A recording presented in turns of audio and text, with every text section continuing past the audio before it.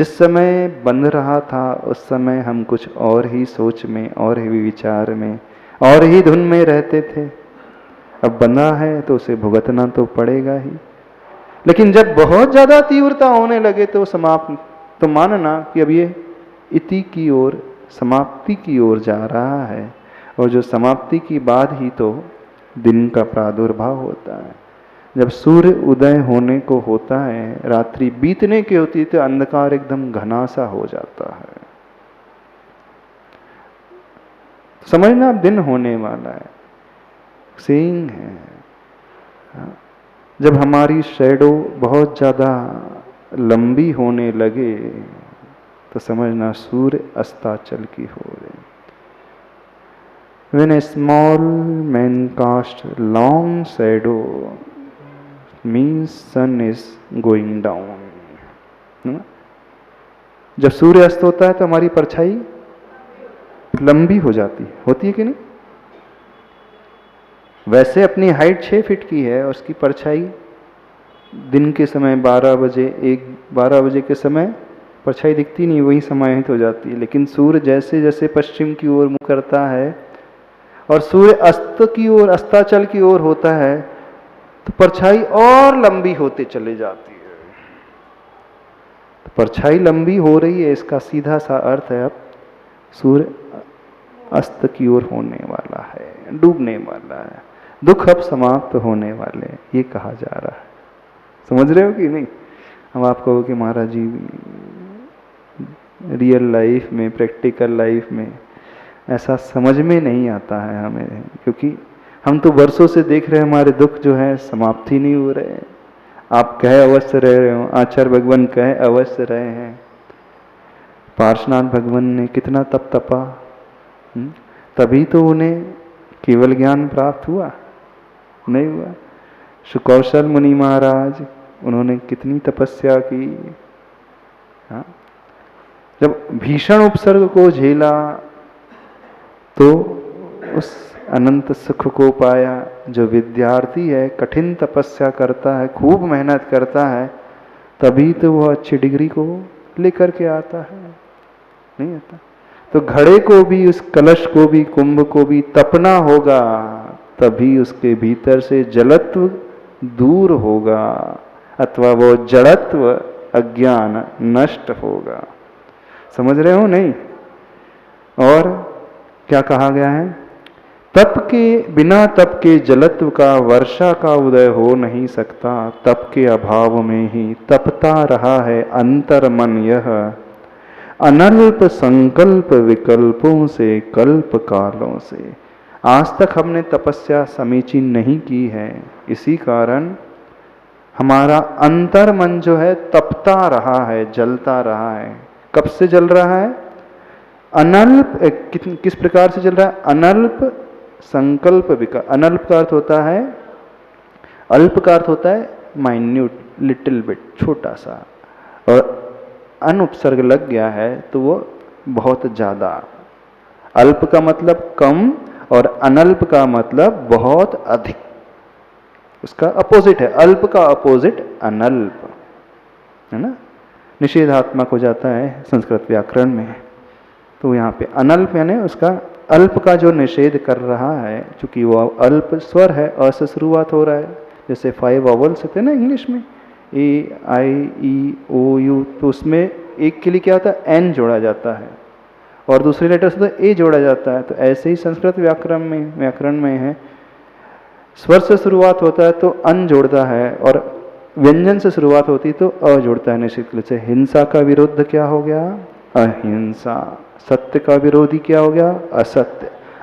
अल्प का विरोधी क्या हो गया?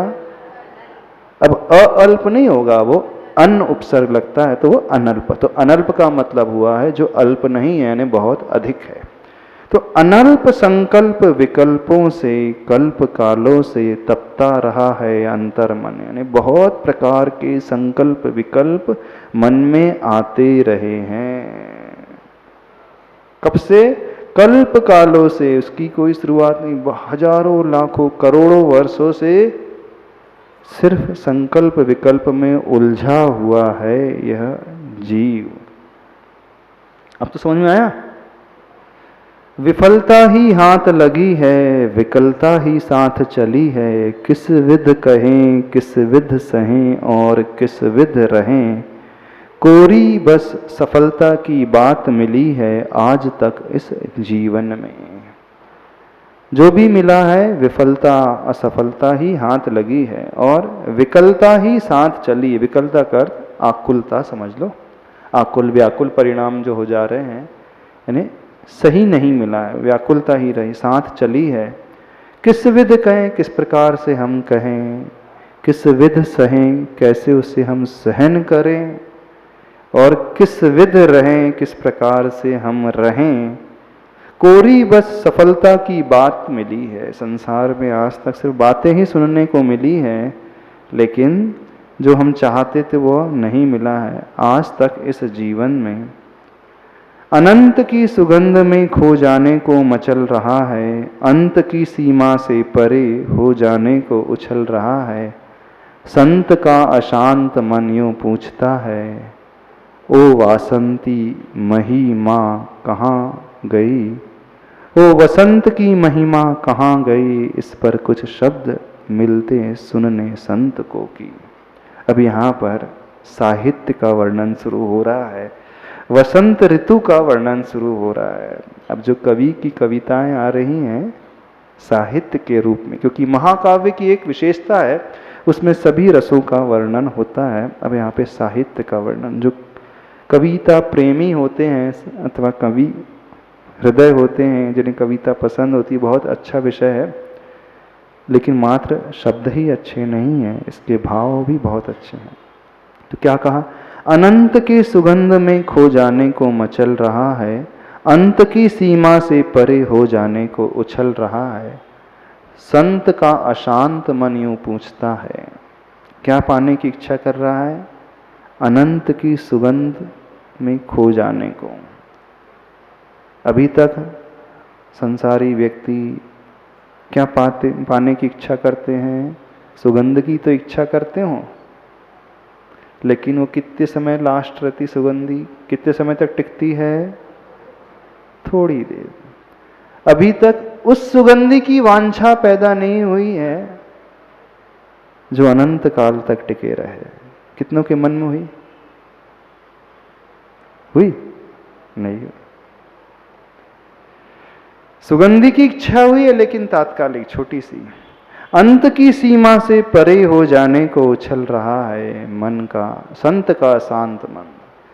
कौन सी सीमा को पाना चाहता है? अब लिमिट से वो ऊपर उठना चाहता है, यानी अनंत को पाने की भावना उसके भीतर है, उछल रहा है कि जो जो भी आज तक मैंने चाहा, माना, मांगा, बहुत थोड़ा मांगा और छूट गया, चला गया।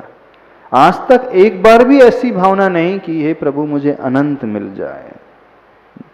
सुख तो चाहते हैं सभी लोग, अनंत सुख की भावना किसने की?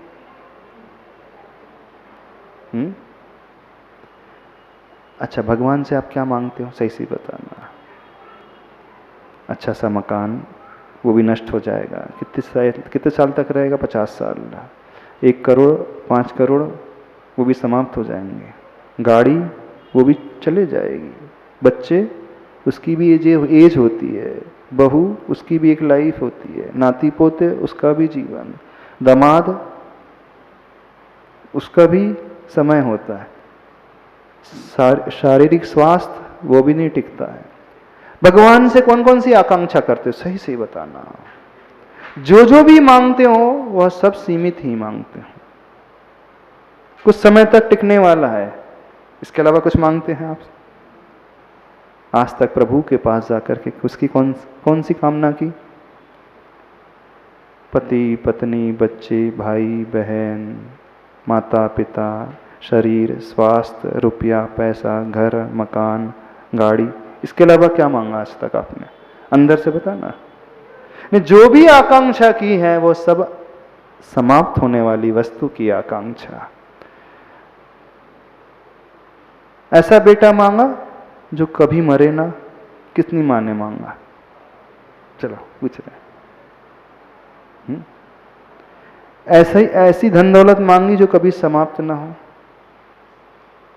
प्रभु के आगे क्या है? एक प्लॉट मांगोगे, एक फ्लैट मांगोगे, भावना अंदर से, एक कोठी, इसके अलावा क्या?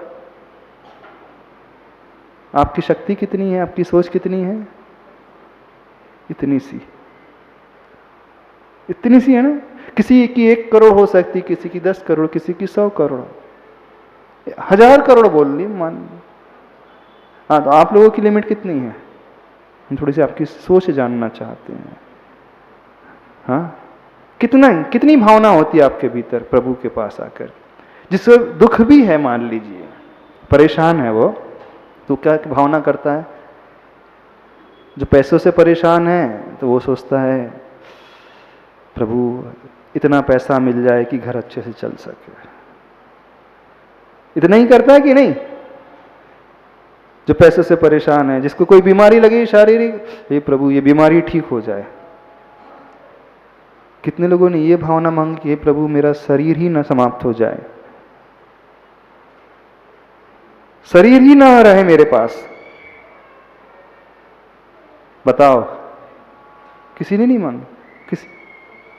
तो जो भी भावना रही है अंत होने वाली भावना रही है। हम ये कह रहे हैं, आचार्य भगवान ये कह रहे हैं, जो भी कामना रही है सीमित रही है। आज तक इस जीव ने असीमित की कामना ही नहीं की।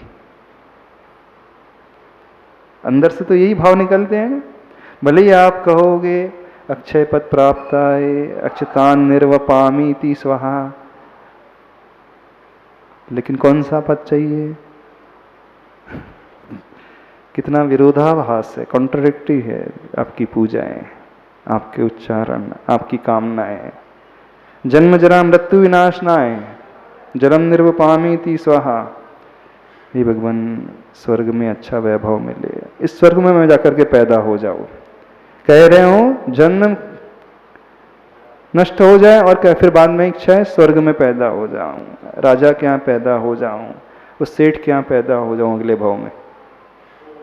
2 गला आप पूछ रहे थे कब 2 गला होता है? 2 गला बता रहे। यानी जो भी वो मांगता है अंत सहित ही मांगता है। सबके जितने भी लोग हैं प्रभु के पास यही याचना करते हैं। अंदर से कब सोचा कि प्रभु अब ये शरीर छूट जाए मेरा, अब शरीर ही ना मिले मुझे।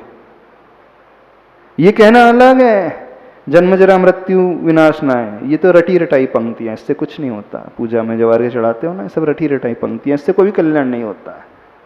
क्यों कल्याण नहीं होता है? क्योंकि सब शब्दों का खेल है, हृदय की पर्याय नहीं बनी है वो भी। कभी ये भावना भाई हे प्रभु मेरा शरीर छूट जाए हमेशा के लिए।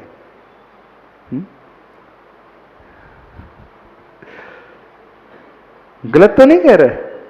देखना विचित्रता, देखना कितने दोगले हैं हम। नहीं तो फिर भगवान बड़े कंफ्यूज हो जाते हैं, मैं क्या सही मानूं इसकी भक्त की। जन्म जरा मृत्यु जलम निर्वपामीति स्वाहा वाली भावना सही मानूं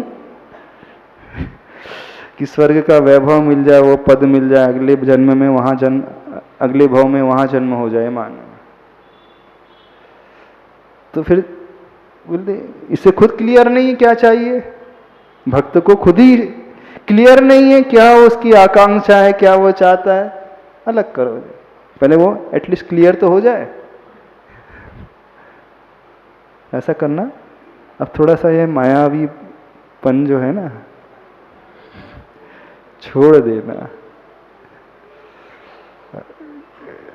ऐसा तो नहीं लग रहा हमने आपकी सारी पूजा झुटला दी हाँ, सारी आपकी भक्ति धरी की धरी रह गई, शून्य हो गई। सारे आपके व्रत, सारे आपके उपवास, सारा आपका धर्म बहुत बड़ा शून्य में परिवर्तित हो गया, कुछ बचा ही नहीं। ऐसा तो नहीं लग रहा? हाँ अच्छा, गलत तो आपने जो भी आज तक चाहा अंत सहित ही चाहा ना, अनंत को नहीं चाहा, किसी ने नहीं चाहा। हाँ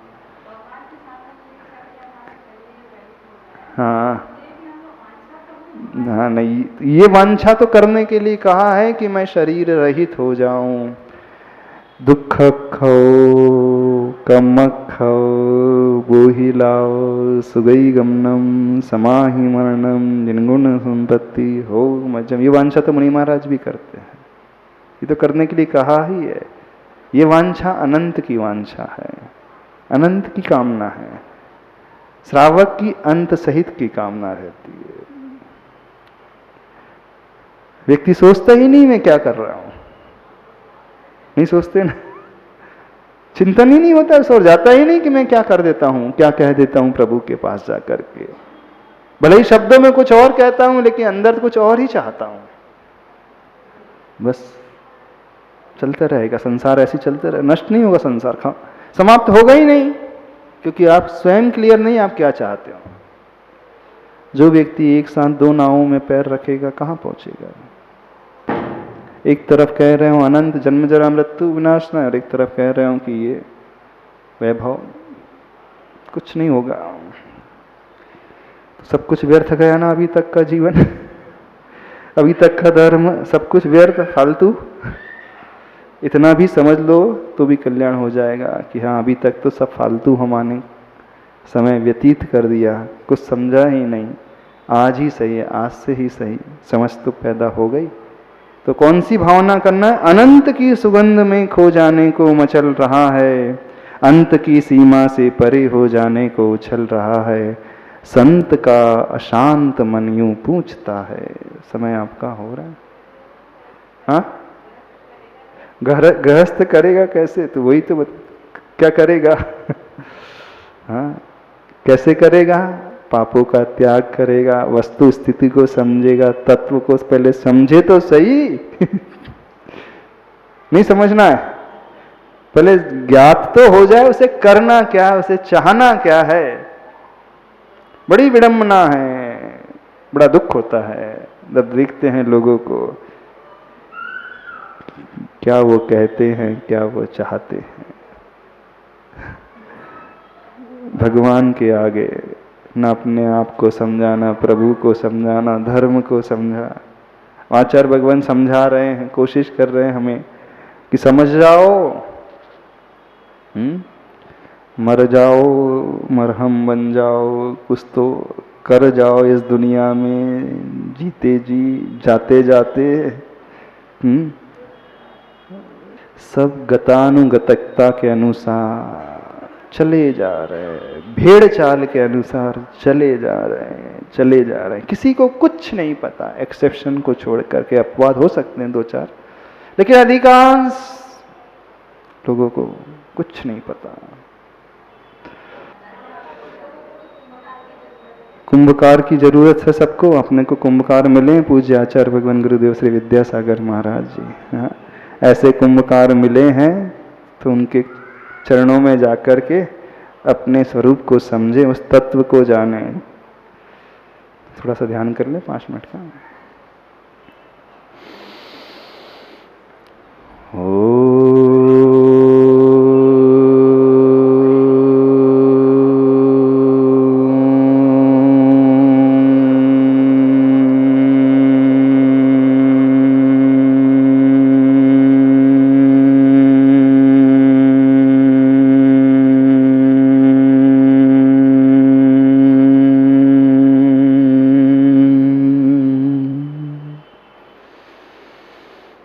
सारे लोग अपना ध्यान अपने हृदय के भीतर लेकर के आए, अपनी भावनाओं को समझने की कोशिश करें। आज प्रभु साक्षी पूर्वक, गुरु साक्षी पूर्वक अपने अज्ञान को मैं छोड़ रहा हूँ, त्यागता हूँ, ऐसी भावना भीतर लाते हुए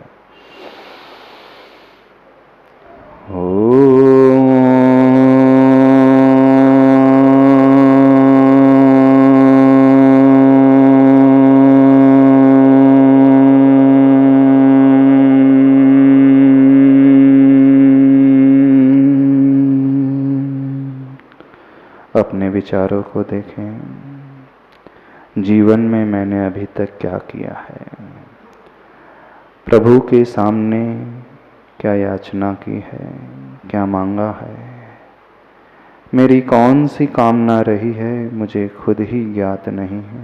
हे प्रभु, आज मैं अपनी जड़ बुद्धि को, अज्ञान बुद्धि को त्यागता हूँ, छोड़ता हूँ।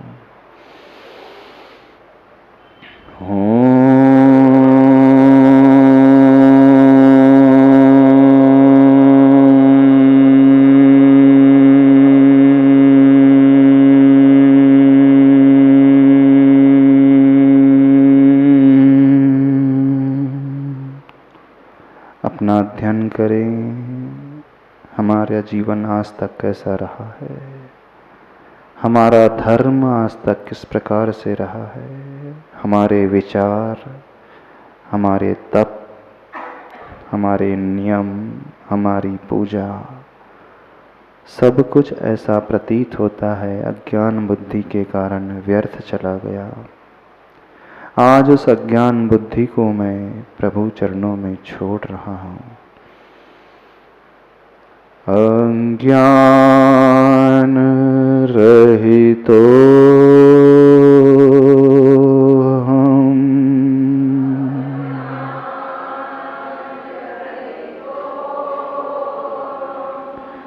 जड़त्व रहितो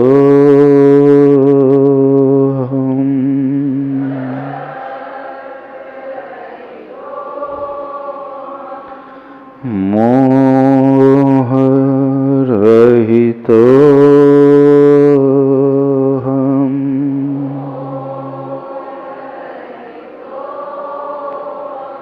इस मोह के कारण ही मैंने आज तक संसार को चाहा, परिवार को चाहा, लौकिक आकांक्षाएं की हैं, धन वैभव जो समाप्त होने वाला है उसे ही चाहा है, इस शरीर को चाहा जो नष्ट होने वाला है, इस स्वास्थ्य को चाहा जो छूटने वाला है। आज मैं उस वास्तविक ज्ञान को पाता हूँ, उस अनंत की चाह अपने भीतर पैदा करता हूँ। अनंत स्वरूपो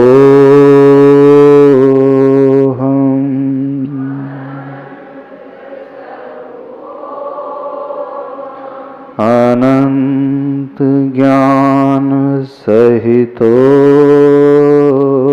हम,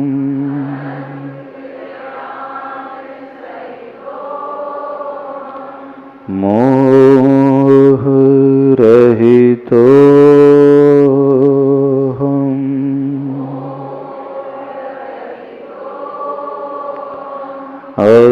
अज्ञान रहितो हम,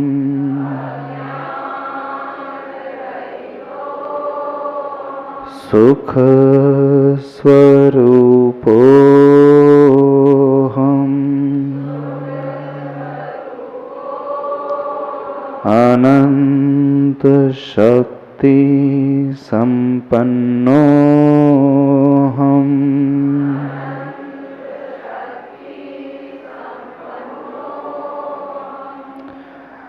शांत स्वरूपो हम,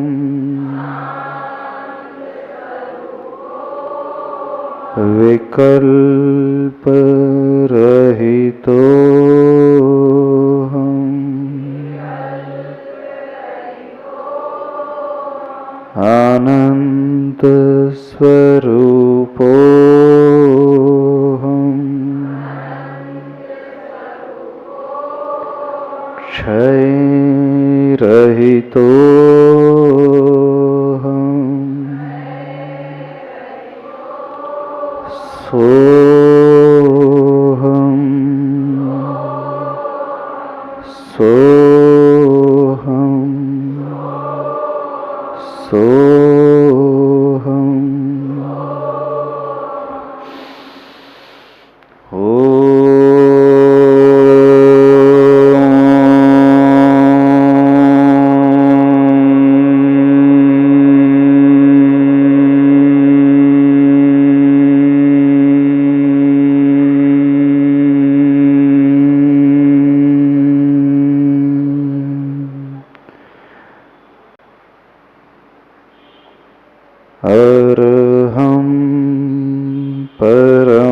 शांति।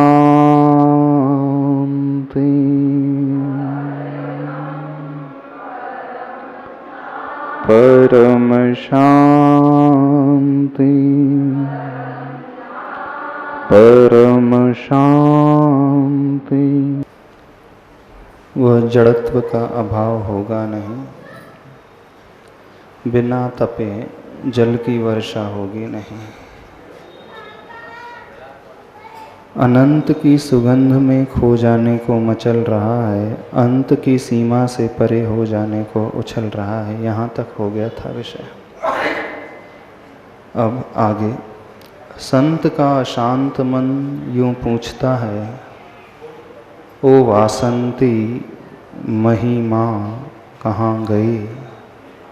ओ वसंत की महिमा कहाँ गई? इस पर कुछ शब्द मिलते सुनने संत को कि वसंत का अंत हो चुका है, अनंत में शांत खो चुका है और उसकी देह का अंतिम दाह संस्कार होना है। निदाघ आहूत था सो आगत है, प्रभाकर का प्रचंड रूप है, चिलचिलाती धूप है, बाहर भीतर दाएं बाएं आगे पीछे ऊपर नीचे धग धगाहट लपट चल रही है। वसंत ऋतु के अंत होने के पश्चात ग्रीष्म ऋतु का आगमन होता है। होली तक लगभग वसंत ऋतु होती है और उसके पश्चात जिसे आप बोलते हैं ना वसंत पंचमी। पूज्य आचार्य भगवान एक बात कहते हैं, आया वसंत पाला उड़ंत। वसंत के आगमन में पतझड़ का मौसम प्रारंभ हो जाता है और जब वसंत की समाप्ति होती है तो चारों तरफ गर्मी ही गर्मी होती है। प्रसंग चल रहा था उस शिल्पी का जो उस घड़े का निर्माण कर रहा था, उसमें गीलापन था, उसको सुखाने के लिए वह इंतज़ार कर रहा था गर्मी का, धूप का, और वह मौसम आ गया है।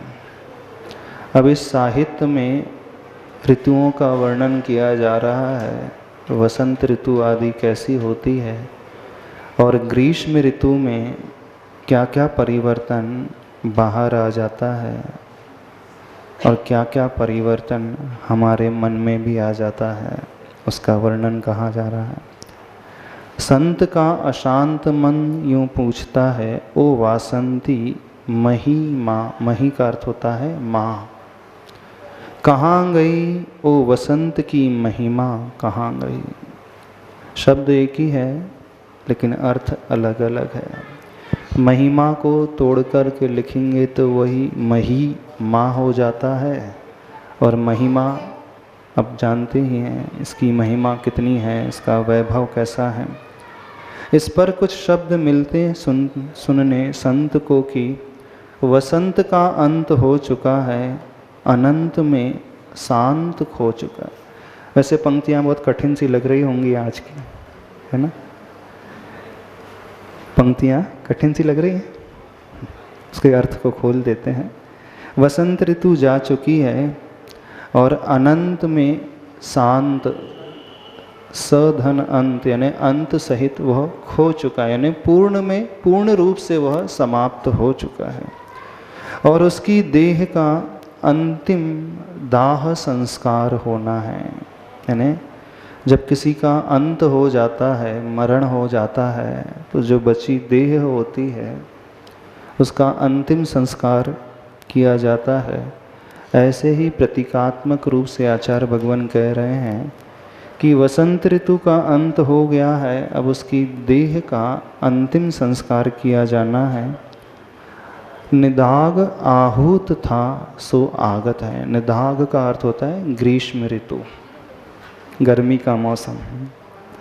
आहूत था यानी उसके पश्चात ग्रीष्म ऋतु का ही आगमन होना था, उसी का क्रम था, तो वो आ चुका है। प्रभाकर का प्रचंड रूप, प्रभाकर होता है सूर्य। सूर्य कैसा है? एकदम अपने प्रचंड रूप में। जैसे अभी अप्रैल माह मई में चलता है ना, 45 डिग्री टेम्परेचर। अभी कितना चल रहा है टेम्परेचर? 42, 43, 44।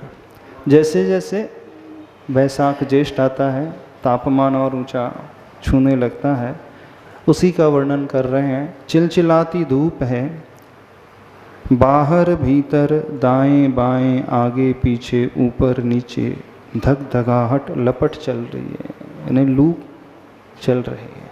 और ऐसी लू में कोई व्यक्ति अपने घर से बाहर निकलना पसंद नहीं करता। आप लोग कहाँ रहते हो? एयर कंडीशन में रहते होंगे आज के, अथवा कूलर में रहते होंगे। लेकिन ऐसे भी लोग होते हैं संसार में, ऐसी चिलचिलाती धूप में भी काम करने के लिए, अपना पेट भरने के लिए घर से बाहर निकल जाते हैं और धूप में ही कार्यरत रहते हैं, पसीना पसीना हो जाते हैं, फिर भी पेट के खातिर वैसा भी जीवन जीते हैं। आप लोग पुण्यशाली हो, बहुत अनुकूलता से जी रहे हो। तो ऐसी भी गरीबी है चारों तरफ। वैसे देखा जाए तो अधिकांश लोग ऐसे ही मिलते हैं जो अभावों में ही जीते हैं।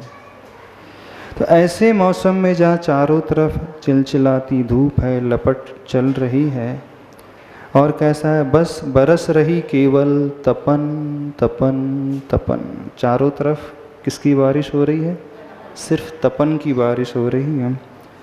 दशा बदल गई है दशों दिशाओं की, धरा का उदारतर उर और उरु उदर, ये गुरु दरारदार बने हैं, जिनमें प्रवेश पाती है आग उगलती हवाएं, ये अपना परिचय देती सी रसातल गत उबलते लावा को।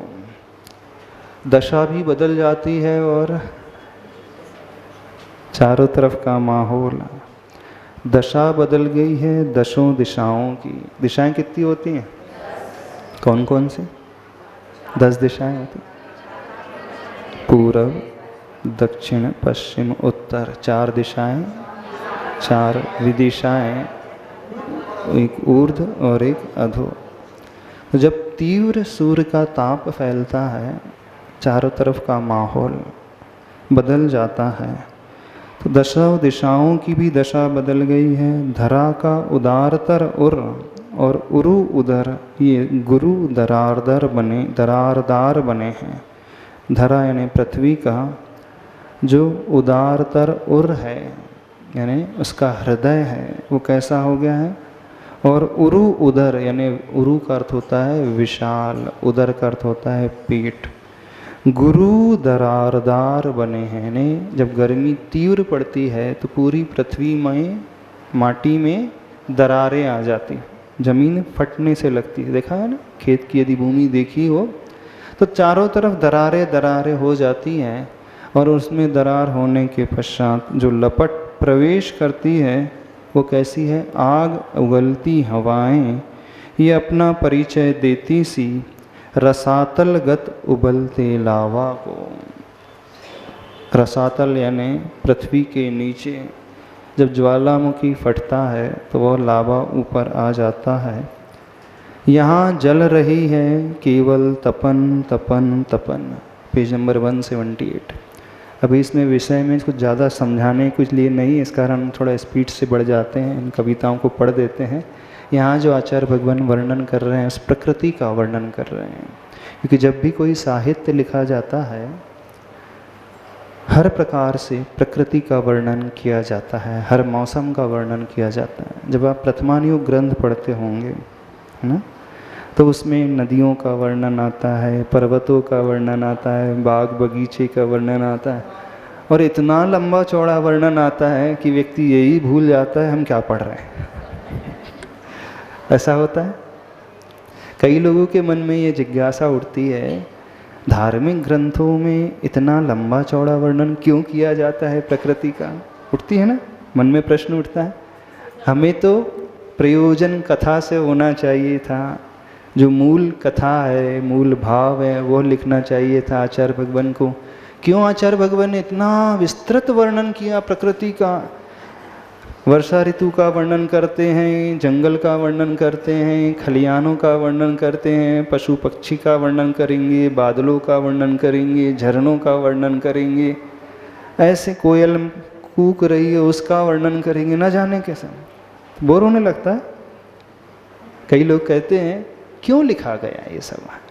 देखो, जब ये शास्त्र रचे गए, सुनना ध्यान से, उसके पीछे जो रहस्य उसे बताते हैं।